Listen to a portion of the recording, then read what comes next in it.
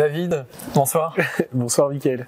Alors, ravi de te retrouver pour cette 6e étape et merci pour tout ce que le réseau des petits débrouillards a fait avec toute l'équipe de la tournée, parce que on a eu l'occasion avec le Grand Rebond de participer et on sait que la logistique derrière ça a été une grosse part du chantier que tu as d'ailleurs piloté en grande partie sur la communication, sur la préparation de chacune des étapes. Le réseau des petits débrouillards, est-ce que tu peux nous rappeler un petit peu pourquoi la tournée et vos attentes en tant qu'acteur de la jeunesse?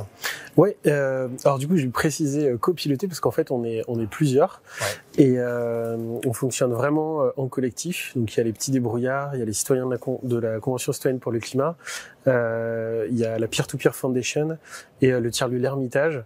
Donc tous ces acteurs collaborent et coopèrent en fait pour organiser toute cette tournée. Et c'est vrai que ça a commencé en quelque sorte chez les petits débrouillards, puisque tout a démarré il y a 1 an maintenant dans un tiers-lieu qui s'appelait les Grands Voisins à Paris. Ouais. Les petits débrouillards organisaient l'université populaire des Grands Voisins, et donc lors de la dernière séance, la dernière conférence, il y a une rencontre qui a eu lieu. C'était entre les citoyens de la Convention citoyenne pour le climat et des représentants de tiers-lieux. Et donc les petits débrouillards étaient bien évidemment présents. Et il y a vraiment quelque chose qui est né au-delà de la conférence.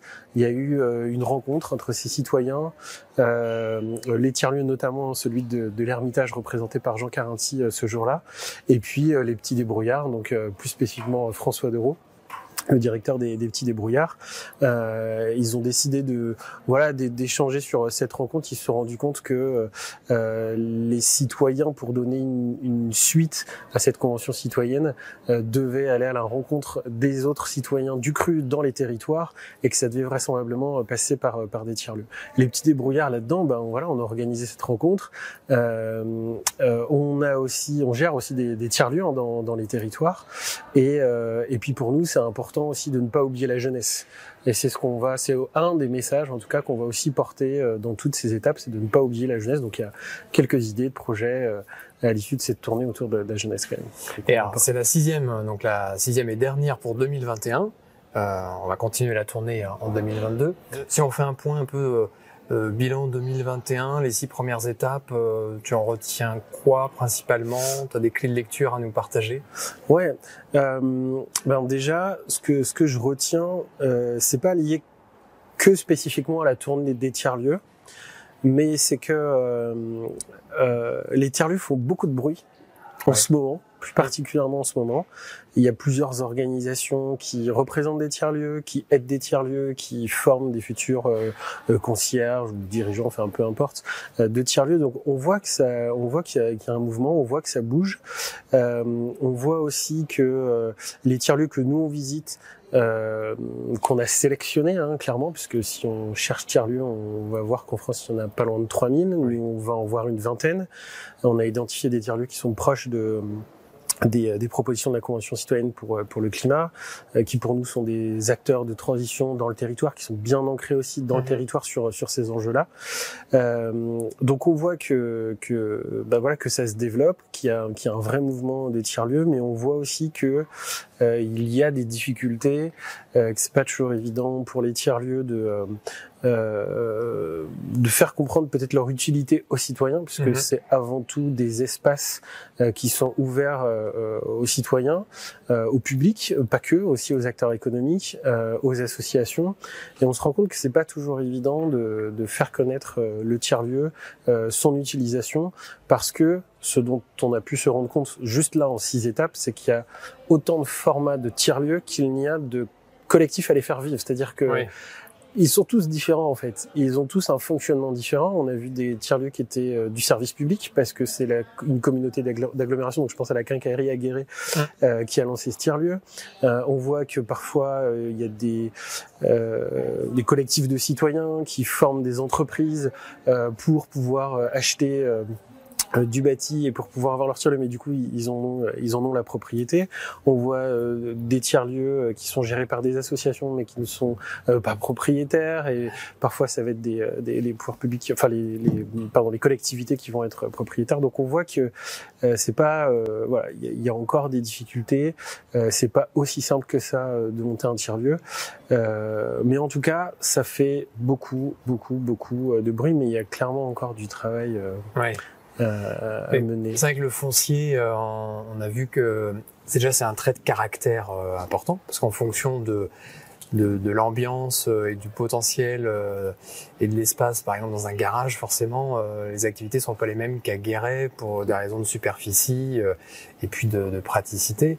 Donc déjà la forme, et après il y a le modèle économique derrière, effectivement, qui change complètement la pérennité et la dynamique. On sent que sur les aspects de modèle économique, j'ai l'impression que ça cherche. Il y a des formats complètement différents, mais c'est pas encore tout à fait arrêté. Et je sais pas s'il y aura une recette miracle, parce qu'en fait, nous, on aime bien dire que, par exemple, déjà, il n'y a pas de définition, il n'y a pas un tiers-lieu. On peut pas mettre les tiers-lieux dans des cases, même si parfois on aimerait bien, parce que ça pourrait faciliter la compréhension. Bon, ça peut faciliter tout un tas de choses, mais en réalité, c'est pas, enfin pour moi en tout cas, c'est pas possible. Et si on commence à les mettre dans des cases, il y a un truc qu'on va perdre a priori. Et peut-être que c'est l'essence même du collectif qui gère un tiers-lieu. Donc il n'y a pas de tiers-lieu qui se ressemble. Du coup, il n'y a pas de recette miracle. Et c'est là où ça devient complexe. Et en même temps, c'est tout ce qui fait le charme et la richesse des tiers-lieux. Ouais, et puis la transition, elle est complexe de toute façon. De toute façon, la transition on est peut pas complexe. l'adresser avec des solutions simples. Et chaque territoire est différent. Les tiers-lieux ressemblent vraiment à leur territoire. Et justement, par rapport à ce que tu disais sur le foncier, si la ville de Guéret a un tiers-lieu qui est plutôt du service public parce que c'est l'agglomération qui est derrière, c'est parce que c'est spécifique à ce territoire et qu'ils en ont besoin.